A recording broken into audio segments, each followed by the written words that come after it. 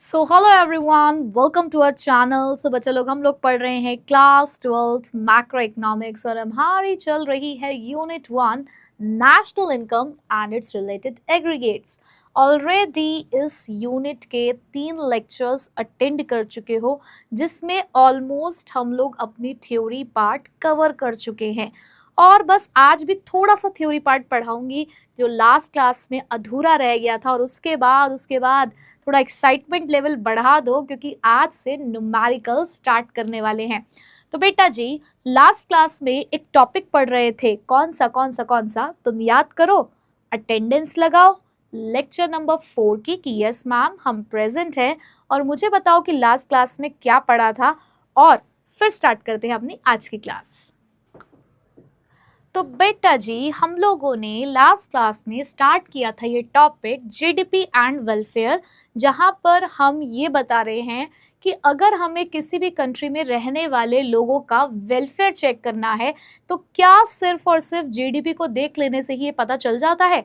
तो हम यहाँ पर इसका आंसर देते हैं कि नहीं, ऐसा नहीं है कि सिर्फ जीडीपी ही किसी भी कंट्री में रहने वाले लोगों के वेलफेयर को डिसाइड करती है।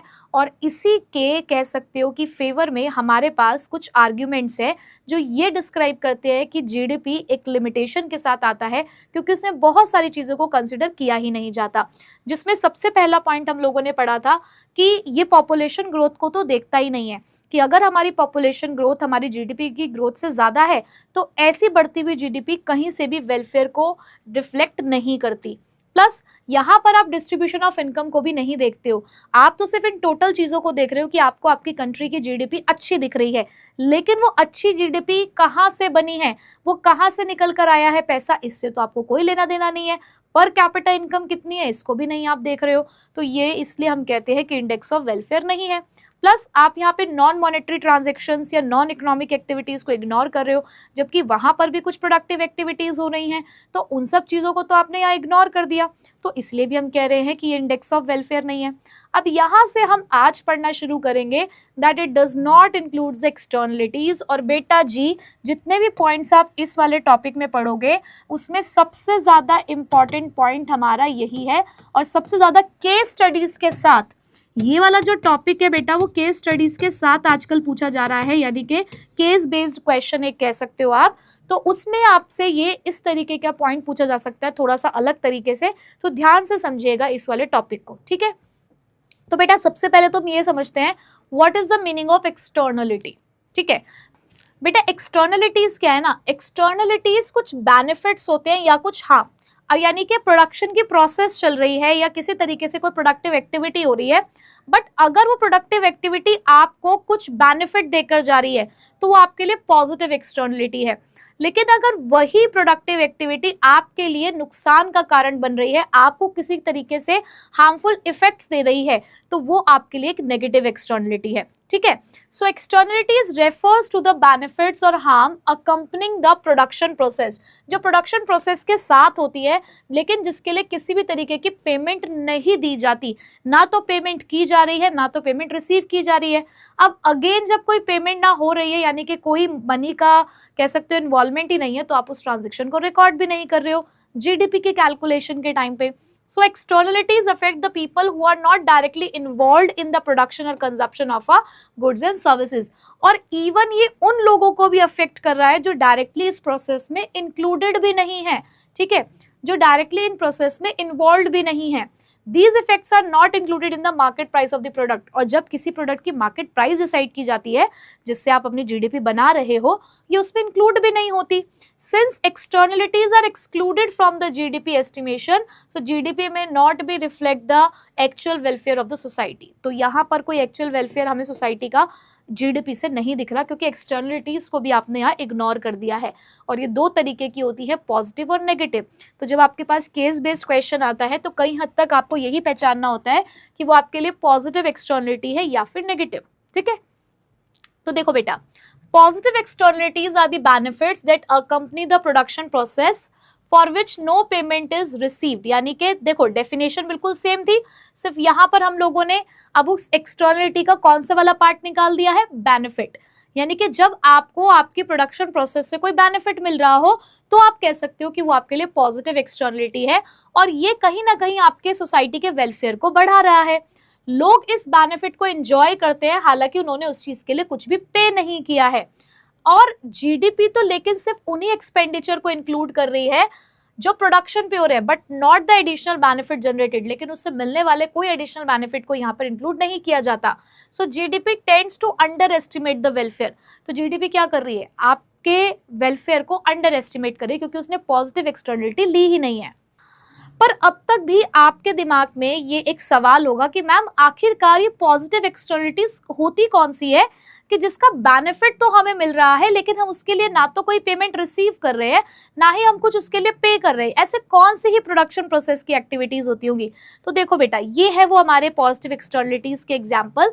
जैसे कि पहला है example number 1, construction of highway. जैसे कि हाईवे बनाया गया।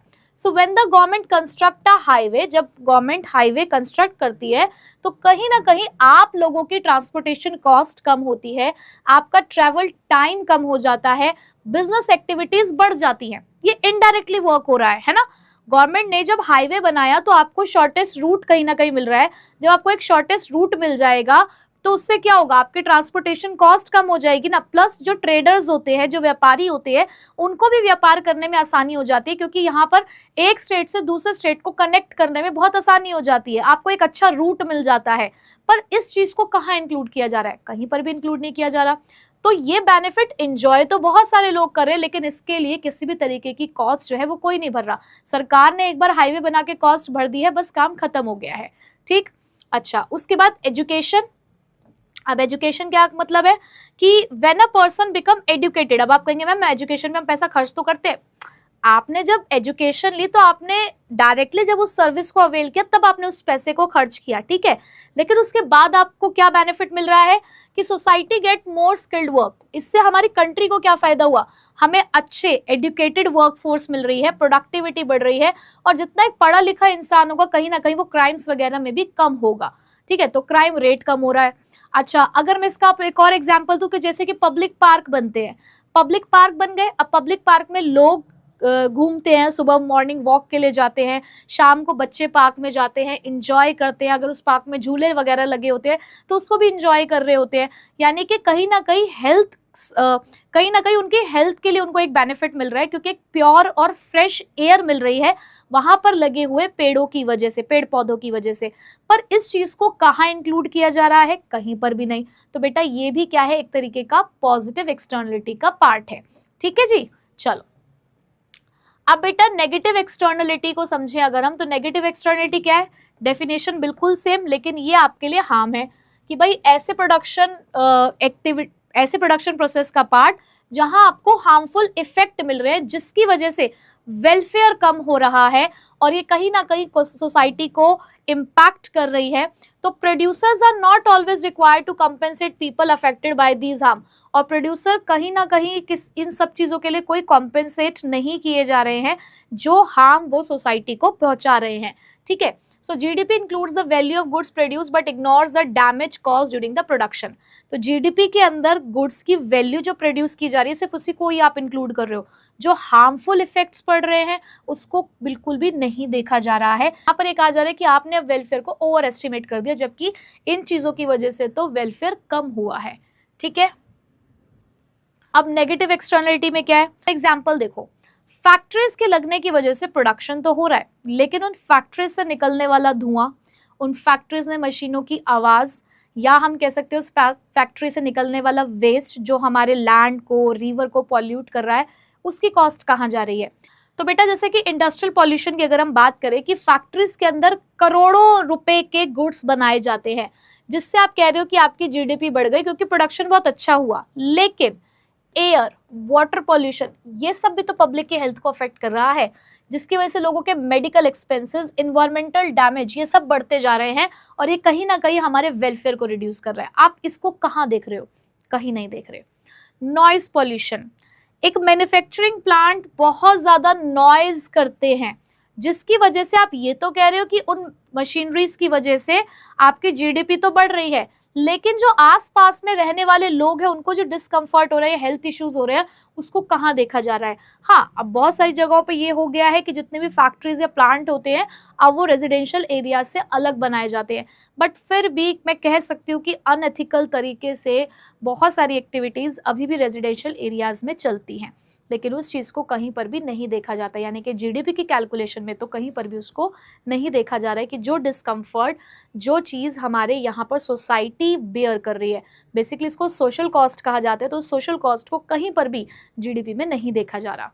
ठीक है, तो ये एक बहुत बड़ा पॉइंट था जो ये डिस्क्राइब करता है कि इन सब चीज़ों से आप वेलफेयर को नहीं नाप सकते, आप जीडीपी को सिर्फ ये नहीं कह सकते कि वही हमारा इंडेक्स ऑफ वेलफेयर है। ठीक है, अब फिफ्थ पॉइंट क्या कहता है, does not consider the change in price, मतलब आप चेंज इन प्राइस को यहाँ पे कंसिडर नहीं कर रहे हो, आप जीडीपी को कैलकुलेट कर रहे हो, आपकी जीडीपी हाई आई है क्योंकि जस्ट बिकॉज आपके यहाँ पर प्राइस बढ़ रही है, बट प्राइस बढ़ना क्या ग्रोथ को इंडिकेट करता है? नहीं ना, वो तो इन्फ्लेशन की कंडीशन है जो यहाँ पर रहने वाले किसी भी पर्सन के लिए सही नहीं है।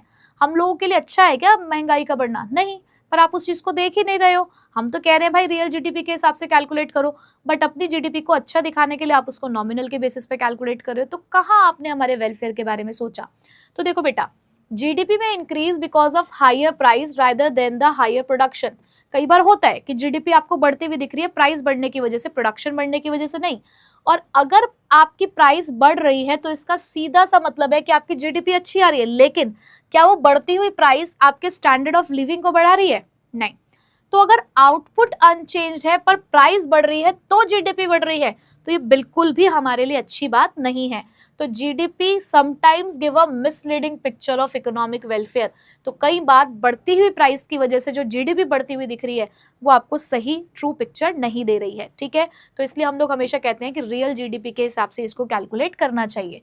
ठीक है, जैसे यहाँ पर एक एग्जाम्पल लिखा है कि अगर वीट का प्राइस जो है वो बढ़ जाता है और वीट का आउटपुट लेकिन सेम है, लेकिन तब भी आपको जीडीपी बढ़ती हुई दिख रही है, तो ये आपके लिए किसी भी तरीके से बेनिफिशियल नहीं है। नेक्स्ट है बेटा कॉम्पोजिशन ऑफ जीडीपी। कॉम्पोजिशन का मतलब होता है कि ये किन किन चीजों से बना है। मान लो किसी कंट्री की जीडीपी अच्छी आ रही है क्योंकि प्रोडक्शन अच्छा हुआ है, लेकिन अगर वो प्रोडक्शन अच्छा हुआ है वीट का, राइस का, ठीक है, मतलब फूड ग्रेन्स अच्छे हुए हैं आपके यहाँ पर, कैपिटल गुड्स आपके यहाँ पर बने हैं, तो आपकी जीडीपी अच्छी आ रही है, तो अच्छी बात है। लेकिन अगर वही जीडीपी इसलिए अच्छी आ रही है क्योंकि आपने डिफेंस मटेरियल बहुत ज़्यादा बनाया है, आप डिफेंस इक्विपमेंट्स पे, डिफेंस गुड्स पे आपने ज़्यादा पैसे खर्च किए हैं, अब आप मुझे बताओ कि तुम्हें लोग, अपने देश में रहने वाले लोगों के हाथों में, उनके घर में तुम्हें अनाज पहुंचाना है या तुम्हें उनके घर में क्या कहते हैं गन्स पहुंचानी है कि वो गली गली में गन लेकर घूमे? बताओ, पिस्तौल लेके घुमाना है क्या सबको डिफेंस करने के लिए? क्या उस पिस्तौल से उन सबके पेट भरेंगे या फिर फूड ग्रेन से? बताओ। तो अगर किसी कंट्री की जीडीपी बढ़ रही है, प्रोडक्शन बढ़ता हुआ दिख रहा है डिफेंस गुड्स ज्यादा बनने की वजह से, तो भाई वहां पे वेलफेयर बिल्कुल नहीं हो रहा है। ठीक है, तो आपकी जीडीपी किस चीज को मिलाकर बनी है ये भी बहुत बड़ा रोल प्ले करती है, क्योंकि देखो इकोनॉमिक वेलफेयर इस चीज पर डिपेंड करता है that what is produced, not on how much is produced. आपने क्या बनाया है उस पर वेलफेयर डिपेंड करेगा, कितना बनाया उससे हमें कोई मतलब नहीं है। तो कई बार ऐसा होता है कि जीडीपी हमें बढ़ती हुई दिख रही है, लेकिन उस बढ़ती हुई जीडीपी का हमारे इकोनॉमिक वेलफेयर पे कोई फर्क नहीं पड़ रहा, क्योंकि आपने सामान ऐसा बनाया है जिसका हमारे लिए कोई यूज नहीं है। ठीक है, सो कॉम्पोजिशन ऑफ आउटपुट जो है ये बहुत इंपॉर्टेंट होता है। जैसे उन्होंने देखो यहाँ पे एक एग्जाम्पल दिया कि 100 करोड़ का फूड प्रोडक्शन किया, वो वेलफेयर बढ़ाएगा, लेकिन अगर आपने वही 100 करोड़ रुपए मिलिट्री एक्सपेंडिचर पे अगर आपने खर्च कर दिए तो भाई देखो ठीक है आपने डिफेंस सर्विस तो अच्छी करी, लेकिन व्हाट अबाउट द पीपल, जो नॉर्मल पीपल हैं उन लोगों का क्या, उनका वेलफेयर अब कैसे होगा? ठीक है, आखिरी point, contribution of some product in GDP में भी नेगेटिव। कुछ प्रोडक्ट ऐसे हैं जो कंट्रीब्यूट कर रहे हैं लेकिन उनका कंट्रीब्यूशन ही नेगेटिव है। ऐसे कौन से प्रोडक्ट होते हैं मैम? होते हैं बेटा, ऐसे बहुत सारे प्रोडक्ट होते हैं जिनको इस्तेमाल करना तुम्हें बहुत अच्छा लगता है, तुम्हारा बहुत मन करता है, जिसके बिना तुम्हें रातों को नींद नहीं आती, दिन को चैन नहीं आता, एक अलग सी तलब उठती है ना तुम्हारे अंदर जिन चीज़ों को कंज्यूम करने की। बस ये उन्हीं चीज़ों के बारे में बात कर रहे हैं, और जिसकी वजह से मुझे लगता है हमारी इकोनॉमी सबसे ज़्यादा चल रही है। ये तो लॉकडाउन में ही प्रूफ हो गया था कि हमारी इकोनॉमी को उस टाइम पर स्ट्रॉन्ग उसी एक चीज़ ने बनाया, क्योंकि उसके बिना तो तुम्हारा गुजारा ही नहीं हो रहा था ना। खाना खाए बिना तुम रह पा रहे थे, लेकिन वो नहीं मिल रहा था, उसके बिना तुम नहीं रह पा रहे थे। वो क्या मैम? वही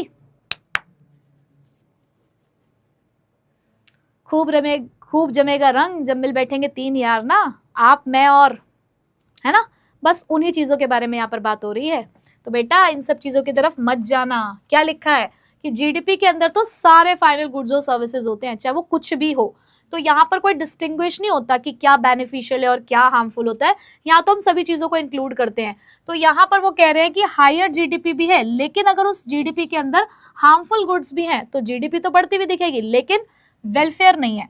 जैसे कि प्रोडक्शन या सेल हो रहा है सिगरेट का, तंबाकू प्रोडक्ट्स का, लिकर का, ठीक है, इससे जीडीपी बढ़ तो रही है, लेकिन इसके कंजप्शन से पब्लिक हेल्थ का क्या हो रहा है? पब्लिक हेल्थ तो बर्बाद हो रही है ना, पर ये भी आप इंक्लूड करते हो। ठीक है, तो बेटा ये हम लोगों ने आज अभी फिलहाल थ्योरी पार्ट कंप्लीट कर लिया है, GDP as an index of welfare. I hope अच्छे से समझ में आ चुका होगा। तो बस अब दिल थाम के बैठिएगा, क्योंकि बस अब हम स्टार्ट कर रहे हैं क्या, न्यूमेरिकल्स। चलो बच्चों, अब न्यूमेरिकल्स को शुरू करते हैं और उसके लिए पहले सीखेंगे न्यूमेरिकल्स की ABCD, या फिर मैं कहूँ 1 2 3, है ना, कि बड़े बड़े क्वेश्चंस को सॉल्व करने से पहले जो बेसिक कॉन्सेप्ट होता है वो समझना बहुत ज़रूरी है। तो बेटा यहाँ पर ना आपको 3 कन्वर्जन सीखने हैं। अब मैं उन कन्वर्जन को आपको 1 by 1 यहाँ पर सिखा रही हूँ और आप उसे नोट डाउन करते जाइएगा। तो बेटा यहाँ पर जो सबसे पहला हमारा कन्वर्जन है ना, वो कन्वर्जन किसके बीच में है? वो कन्वर्जन आपको सीखना है ग्रॉस और नेट के बीच में। अब आप सोचेंगे मैम ये ग्रॉस और ये नेट है क्या? तो बेटा याद करो, अगर मैं आपको यहाँ पर याद कराऊं, आपने एक कॉन्सेप्ट पढ़ा था ग्रॉस इन्वेस्टमेंट। क्या पढ़ा था बेटा आपने यहाँ पर कॉन्सेप्ट? Gross investment. और एक कॉन्सेप्ट आपने पढ़ा था नेट इन्वेस्टमेंट। तो याद करो थोड़ा सा, दो अपने घुटनों पर थोड़ा सा जोर मसलो, अपने घुटनों को थोड़ा सा, और याद करो कि क्या था ग्रॉस इन्वेस्टमेंट और नेट इन्वेस्टमेंट। तो बेटा ग्रॉस इन्वेस्टमेंट था कि आपने अपने एग्जिस्टिंग कैपिटल स्टॉक में टोटल एडिशन कितना किया। जैसे कि आपने कहा कि 10 मशीनें हैं और 10 मशीनें 10 लाख की हैं, तो ये आपका ग्रॉस इन्वेस्टमेंट था। बट पूरे साल में उस मशीनों की वैल्यू कम हुई होगी, कुछ एक्सपेक्टेड लॉस होता है ना बिजनेस के अंदर, जिसकी वजह से मशीनों को इस्तेमाल करने की वजह से, नॉर्मल वियर और टेयर की वजह से आपके इन्वेस्टमेंट की वैल्यू कम हो जाती है। और इसको हम क्या बोलते थे? बोलो बोलो बोलो, क्या बोला था हमने इसको? डेप्रिसिएशन। और जब उस क्रॉस इन्वेस्टमेंट में से डेप्रिसिएशन को हटा देते हैं तो हमें पता चलता है कि एक्चुअल एडिशन कितना हुआ। जैसे कि 10 लाख में से 1 लाख का तो लग गया डेप्रिसिएशन, तो एक्चुअल एडिशन कितना हुआ? 9 लाख का। तो वो बन जाती थी आपकी नेट इन्वेस्टमेंट। तो बेटा ग्रॉस इन्वेस्टमेंट और नेट इन्वेस्टमेंट के बीच का जो डिफरेंस होता है, उस डिफरेंस को आपने क्या नाम दिया है? डेप्रिसिएशन। और यही बनता है इन दोनों कॉन्सेप्ट के बीच की बहुत मजबूत कड़ी, जिसको हम क्या बोल रहे हैं यहाँ पर? डेप्रिसिएशन। अब जब आप न्यूमेरिकल सॉल्व करेंगे ना बेटा, तो न्यूमेरिकल सॉल्व करते टाइम आपके सामने ये टर्म होगी, एक तरफ होगा ग्रॉस तो एक तरफ होगा नेट। तो ग्रॉस को G से और नेट को N से यहाँ पर डिनोट किया जाएगा। ठीक है, तो अब वो कन्वर्जन करवाएंगे आपसे कि ग्रॉस को नेट में और नेट को ग्रॉस में कन्वर्ट करो। तो सिंपल फॉर्मूला तो आपने पढ़ा है ना, आपने पढ़ा तो है फॉर्मूला कि ग्रॉस इन्वेस्टमेंट का मतलब क्या होता है? Net investment plus depreciation. ठीक है, अब मैं आपको कहूं कि फिर नेट इन्वेस्टमेंट का फॉर्मूला क्या होता है, तो आप कहेंगे कि मैम नेट इन्वेस्टमेंट का फॉर्मूला तो बहुत आसान है, जब ग्रॉस इन्वेस्टमेंट में से डेप्रिसिएशन माइनस कर दिया जाए। बस यही है आपका कन्वर्जन, कि अगर आपको ग्रॉस को नेट में कन्वर्ट करना है तो डेप्रिसिएशन को क्या करना होगा? माइनस। बट वहीं पे अगर आपको नेट इन्वेस्टमेंट को ग्रॉस इन्वेस्टमेंट में कन्वर्ट करना है तो डेप्रिसिएशन को क्या करना होगा? प्लस। ठीक है बेटा जी, तो समझ आ गया पहला कन्वर्जन? बिल्कुल इजी था, फटाफट से नोट डाउन कर लो। चलो, तो आई होप कि ये वाला तो हो गया। अब सेकंड कन्वर्जन की तरफ आते हैं। बेटा सेकंड कन्वर्जन है आपका national product and domestic product. याद है आपको नेशनल प्रोडक्ट और डोमेस्टिक प्रोडक्ट? इसी को ही हम नेशनल इनकम और डोमेस्टिक इनकम कहते हैं। नेशनल इनकम कौन सी? वो इनकम जो हमारा नॉर्मल रेजिडेंट हमारे देश में भी कमाता है और हो सकता है कि बाहर के देश में जाकर भी कमाता हो, है ना। यानी कि नेशनल इनकम में बाहर से आने वाली इनकम को भी इंक्लूड किया जाता है। बट वहीं पर हम जब डोमेस्टिक इनकम की बात करते हैं तो डोमेस्टिक इनकम का मतलब सिर्फ इतना होता है कि जो पैसा हमारी डोमेस्टिक टेरिटरी में कमाया जा रहा है, चाहे वो रेजिडेंट कमाए चाहे वो नॉन रेजिडेंट कमाए। मतलब कि डोमेस्टिक इनकम एक नैरो कॉन्सेप्ट है, वहीं पे नेशनल इनकम एक ब्रॉडर कॉन्सेप्ट है। ठीक है, तो अब अगर इन दोनों को हमें कन्वर्ट करना है तो बेटा आपके सामने यहां पर आएगा नेशनल प्रोडक्ट एनपी के नाम से और डोमेस्टिक प्रोडक्ट डीपी के नाम से। ठीक है, तो आप चाहे तो फुल फॉर्म भी साथ में लिख सकते हैं, चलो लिख लेते हैं। एक हो गया हमारा नेशनल प्रोडक्ट, ठीक है, लिख लेते हैं क्योंकि हो सकता है कुछ दिनों बाद तुम फिर भूल जाओ भाई, है ना। तो ये हो गया हमारा नेशनल प्रोडक्ट और ये हो गया हमारा डोमेस्टिक प्रोडक्ट। ठीक, चलो अब इसे भी थोड़ा सा बादलों में ले जाते हैं। चलो जी, बादल बन गए, वेरी गुड। अब इन दोनों के बीच का डिफरेंस क्या है भाई? सीधी सी बात है, नेशनल इनकम के अंदर आप कौन सी इनकम इंक्लूड करते हो बेटा? नेशनल इनकम के अंदर आप वो इनकम इंक्लूड करते हो जो हमारा रेजिडेंट, जो हमारा नॉर्मल रेजिडेंट डोमेस्टिक टेरिटरी में कमाता है, और उसे हम लोग डोमेस्टिक इनकम कहते हैं।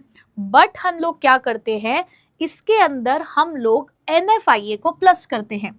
क्या करते हैं बेटा? NFIA को प्लस। अब NFIA का मतलब क्या है कि जहां पर NFIA को भी चलो मैं लिख के बता देती हूँ, factor income from abroad minus factor income to abroad. मतलब कि देखो, डोमेस्टिक इनकम के अंदर हमारा नॉर्मल रेजिडेंट जो पैसे कमाता है वो तो है ही, बट वो पैसा भी तो है जो पैसा बाहर के लोग कमाते हैं हमारे देश में, यानी कि कुछ पैसा, कुछ फैक्टर इनकम एक नॉन रेजिडेंट भी हमारी कंट्री के अंदर कमा रहा है। तो इसका मतलब वो डोमेस्टिक इनकम में तो इंक्लूड है, but national income non resident की इनकम को तो इंक्लूड नहीं करता ना। तो इसका मतलब वो तो हमें यहाँ से माइनस करना पड़ेगा। तो इसलिए फैक्टर इनकम टू अब्रॉड को हम माइनस कर देते हैं कि जो पैसा हमें नॉन रेजिडेंट को पे करना पड़ता है। ठीक है, लेकिन अगर मैं इस फैक्टर इनकम टू अब्रॉड को डोमेस्टिक इनकम में से माइनस कर दूंगी तो अब मेरे पास सिर्फ वही इनकम बची जो एक हमारा नॉर्मल रेजिडेंट अपने डोमेस्टिक टेरिटरी में कमाता है। लेकिन उस इनकम का क्या जो नॉर्मल रेजिडेंट हमारी बाहर की कंट्री से भी कमा रहा है, उसको बोलते हैं फैक्टर इनकम फ्रॉम अब्रॉड। तो मैंने फैक्टर इनकम फ्रॉम अब्रॉड को प्लस करना है। ठीक है, तो बेटा हम लोगों ने एक कॉन्सेप्ट बना लिया कि factor income from abroad plus करेंगे, factor income to abroad minus करेंगे, और इसको एक नया नाम दे देंगे net factor income from abroad. और सिर्फ इसको हम यहाँ पर अगर प्लस कर दें तो हमें तुरंत नेशनल इनकम मिल जाएगी। ठीक है, rather than using these two different words हम लोगों ने इसका नेट इफेक्ट निकाल दिया, net factor income from abroad, और इसमें सिर्फ वही इनकम है जो हमारा नॉर्मल रेजिडेंट कमा रहा है बाहर से। ठीक है, और उसी को जब हमने अपनी डोमेस्टिक इनकम में प्लस किया तो क्या मिल गया? National income. ठीक है, अब मैं आपसे बोलूं कि बेटा डोमेस्टिक इनकम निकालो, कैसे निकलेगी? तो आप क्या कहोगे कि मैम एक काम करो ना, नेशनल इनकम में से यही NFIA आप माइनस कर दो तो आपको क्या मिल जाएगी? डोमेस्टिक इनकम मिल जाएगी। मैंने कहा वेरी गुड। तो बस यही कॉन्सेप्ट निकला हमारे सेकंड कन्वर्जन का कि नेशनल प्रोडक्ट और डोमेस्टिक प्रोडक्ट के बीच में जो मेन कॉन्सेप्ट है वो किस चीज का है? NFIA का। तो अगर मुझे डोमेस्टिक इनकम से नेशनल इनकम बनानी है तो यही NFIA मुझे प्लस करना है, बट वहीं पे अगर मुझे नेशनल इनकम से डोमेस्टिक इनकम की तरफ जाना है तो इसी NFIA को हमें माइनस करना होगा। तो सिंपल है, पढ़ा आप सब कुछ चुके हो पहले, बस उसको एक रिवाइज कर रहे हो न्यूमेरिकल के पॉइंट ऑफ व्यू से। चलिए ले लीजिए इसका स्क्रीनशॉट। अब बेटा थर्ड कॉन्सेप्ट आता है हमारा, थर्ड कन्वर्जन, और वो थर्ड कन्वर्जन है हमारा बिटवीन दी मार्केट प्राइस, जिसको हम MP बोलते हैं, एंड फैक्टर कॉस्ट, जिसको आप यहां पर FC बोलते हैं। ठीक है, अब मार्केट प्राइस क्या होती है बेटा? याद करो, मार्केट प्राइस क्या थी आपकी?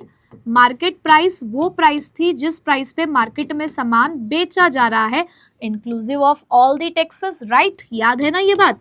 बट वहीं पर अगर मैं फैक्टर कॉस्ट की बात करूं तो बेटा फैक्टर कॉस्ट क्या होते हैं कि जो हमारी फैक्टर्स ऑफ प्रोडक्शन, यानी कि जो फैक्टर्स ऑफ प्रोडक्शन हमें फैक्टर सर्विस दे रहे हैं उसके लिए जो हम कॉस्ट बियर कर रहे हैं, मतलब वही आपका rent, interest, wages and profit, वो हमारी फैक्टर कॉस्ट है। ठीक है, अब मार्केट प्राइस में जब मार्केट प्राइस हमें कैलकुलेट करनी होती है तो हम लोगों ने क्या किया? अगर मुझे किसी भी प्रोडक्ट की मार्केट प्राइस निकालनी है तो मैंने क्या किया? पहले तो ये देखा कि भाई मेरी फैक्टर कॉस्ट कितनी आ रही है। ठीक है, फिर क्या होता है कि हमें भाई गवर्नमेंट को टैक्स भी पे करना होता है, और वो टैक्स कौन सा होता है, इनडायरेक्ट टैक्स पे करना होता है। तो इनडायरेक्ट टैक्स को हम ऐड करते हैं। पर गवर्नमेंट कई बार हमें सब्सिडी देती है, और सब्सिडी क्या होती है, वो फाइनेंशियल असिस्टेंट, जिसकी वजह से किसी भी प्रोडक्ट की प्राइस कम हो जाती है, और सब्सिडीज को कर दिया जाता है बेटा जी माइनस। ठीक है, अब ये जो दो टर्म हम लोगों ने यूज करे, आईटी माइनस सब्सिडी, इसी को हम लोग यहाँ पर एक नया नाम दे देते हैं, which is known as net indirect tax. क्या बोलते हैं इसको, नेट इनडायरेक्ट टैक्स, जिसका क्या मतलब है, आईटी माइनस सब्सिडीज, यानी कि किसी भी प्रोडक्ट की कॉस्ट में, क्योंकि टैक्स उसकी वैल्यू को बढ़ा देते हैं, टैक्स कॉस्ट को बढ़ा देते हैं, तो टैक्स को ऐड किया जाता है, बट वो फाइनेंशियल असिस्टेंस जो हमें गवर्नमेंट से मिल रहा है, उससे प्रोडक्ट की वैल्यू कम हो सकती है, तो उसलिए सब्सिडीज को माइनस किया जाता है। तो आईटी माइनस सब्सिडीज को ही हमने एक टर्म यूज कर दिया, उसके लिए क्या, एनआईटी, नेट इनडायरेक्ट टैक्स। अब मैं आपसे पूछूं कि बेटा फैक्टर कॉस्ट कैसे निकलेगी, तो आप कहेंगे कि मैम फैक्टर कॉस्ट निकालने के लिए काम करो ना, इसी मार्केट प्राइस में से एनआईटी आप माइनस कर दो, सिंपल। तो यहां पर आपको मिल गई फैक्टर कॉस्ट। तो इसका मतलब मार्केट प्राइस, इनको भी जरा पहले हम बादलों में डाल दें, तो भाई मार्केट प्राइस और फैक्टर कॉस्ट के बीच में भी जो इंपॉर्टेंट रोल प्ले कर रहा है, वो कौन रोल प्ले कर रहा है, एनआईटी। तो मतलब अगर मुझे फैक्टर कॉस्ट से मार्केट प्राइस पे जाना है तो एनआईटी प्लस करना है, बट वहीं पे अगर मुझे मार्केट प्राइस से फैक्टर कॉस्ट की तरफ जाना है तो मुझे एनआईटी को माइनस करना है। तो बस आपके सामने आपके तीनों कन्वर्जन है, फटाफट से नोट डाउन कर लो, फिर आगे की कहानी देखते हैं।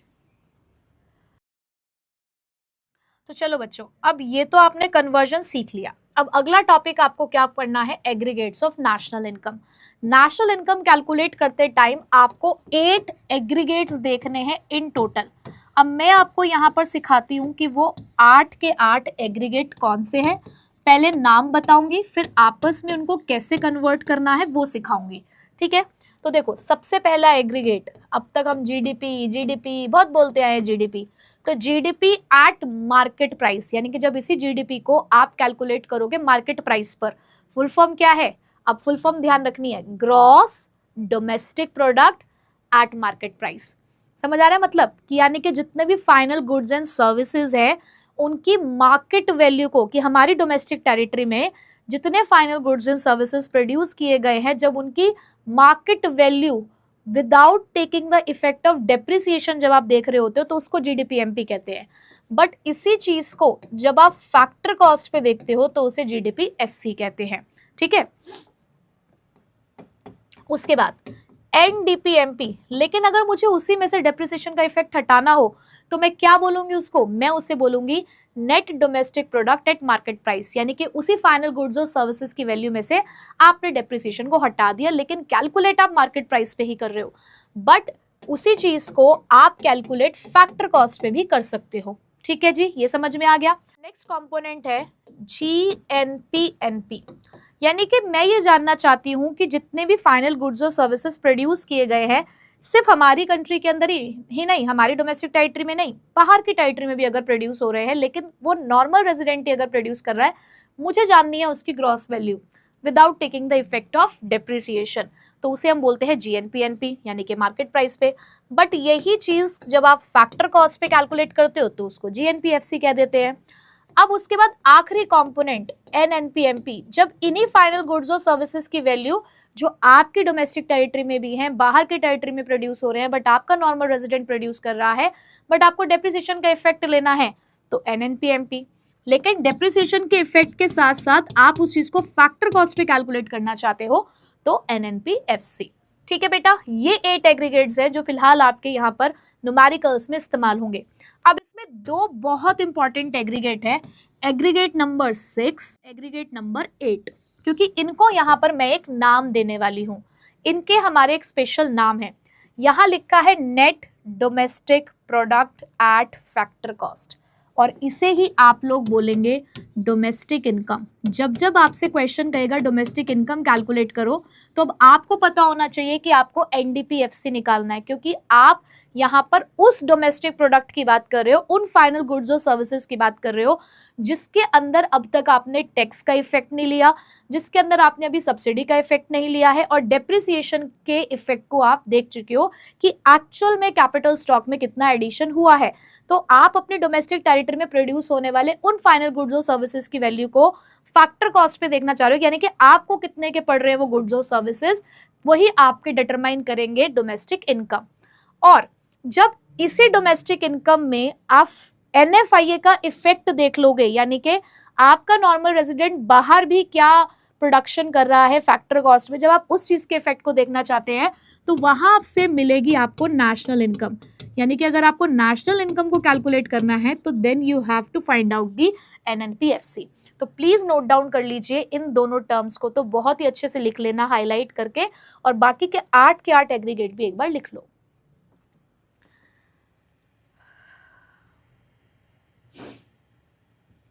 चलो बेटा जी, हो गया यहां तक काम, बढ़े आगे। अब बेटा मैं आपको एक एग्रीगेट से दूसरे एग्रीगेट को कन्वर्ट करना सिखाती हूँ, जो कन्वर्जन मैंने आपको यहाँ पर सिखाया, ठीक है। चलो, सबसे लास्ट का कंपोनेंट क्या था हमारे पास? सबसे लास्ट का कंपोनेंट था हमारे पास NNPFC, ठीक है।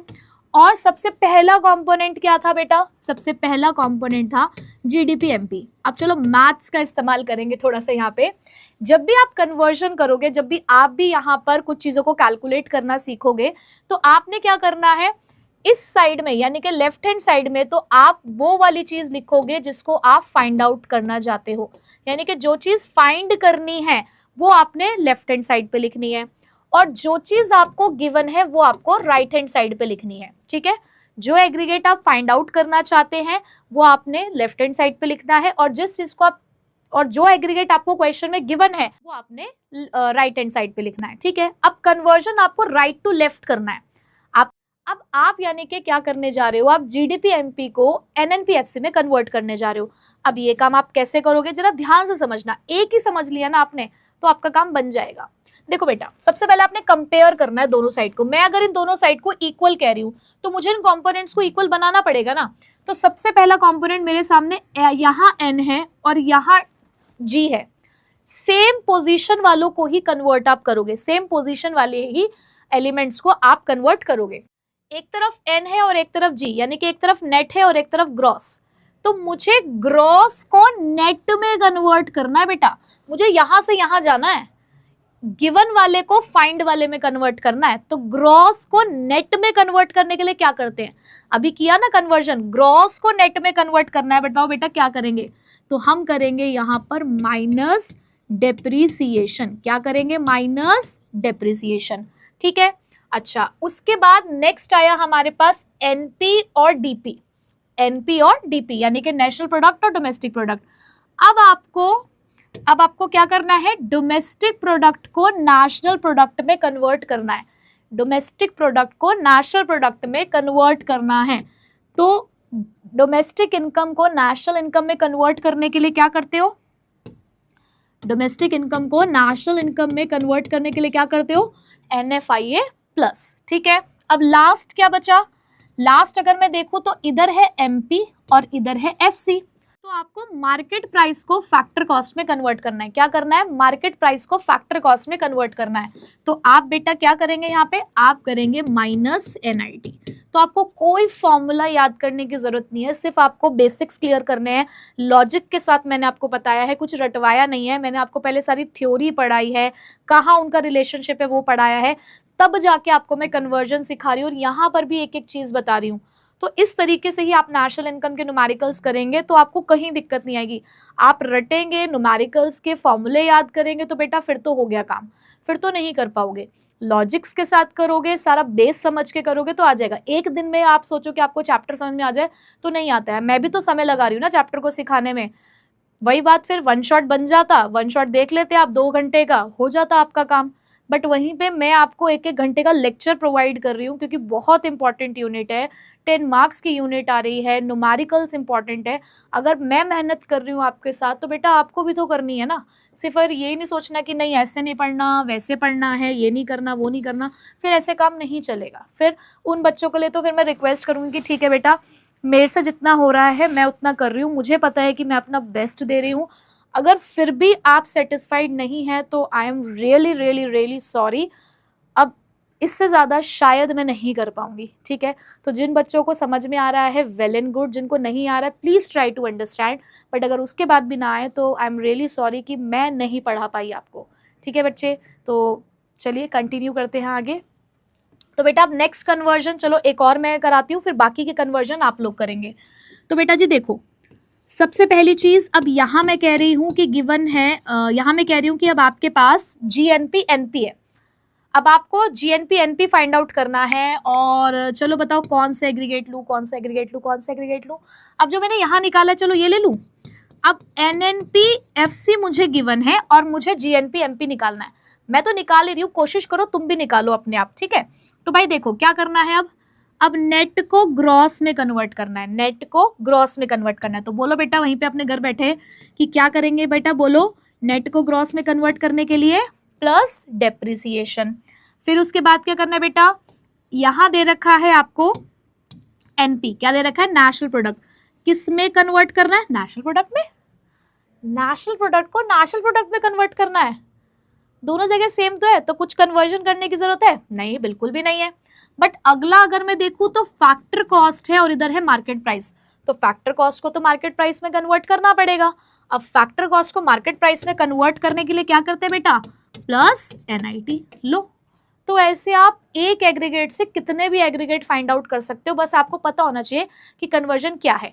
तो बेटा अब आज का आपका ये होमवर्क है, आज का आपका होमवर्क है, आज मैंने आपको कन्वर्जन सिखा दिया है। अब आप लोगों ने यहाँ पर कन्वर्जन की प्रैक्टिस करनी है, क्योंकि नेक्स्ट क्लास में मैं स्टार्ट कराने वाली हूँ आपको methods of calculating national income. तो मेरे साथ वो नेशनल इनकम कैलकुलेट करना सीखना है, लेकिन उससे पहले कन्वर्जन आना चाहिए, ठीक है बच्चे। तो चलो बस लिख लो जरा होमवर्क क्या करना है आपको एनएनपीएफसी से ही, आपको एनएनपीएफसी में कह रही हूं कि आपको गिवन है, आप मुझे इससे फाइंड आउट करके दिखाएंगे जीडीपीएफसी, एनडीपीएफसी, एनएनपी, एमपी, और बस ये तीन मैंने आपको दिए, ये तीन मुझे कैलकुलेट करके दिखा देना और बस तुम्हारा काम हो गया। तुमने अगर इतना कन्वर्जन सीख लिया तो बस तुम्हें आगे दिक्कत नहीं आएगी, ठीक है बच्चों। अब मैं मिलूंगी आपसे नेक्स्ट क्लास में, तैयार रहिएगा, वैल्यू एडेड मेथड स्टार्ट करेंगे, ठीक है। तो यहाँ तक अपनी प्रैक्टिस कर लेना, सारे थ्योरी नोट्स कंप्लीट कर लो, न्यूमेरिकल्स की स्टार्टिंग कर लो, वहाँ पर एक कन्वर्जन के लिए अलग से एक पेज बना लो, अच्छे से उसको सुंदर सुंदर बना के लिखो, और फिर नेक्स्ट पेज से स्टार्ट करना methods of calculating national income, ठीक है बच्चों। So till then take care, bye bye.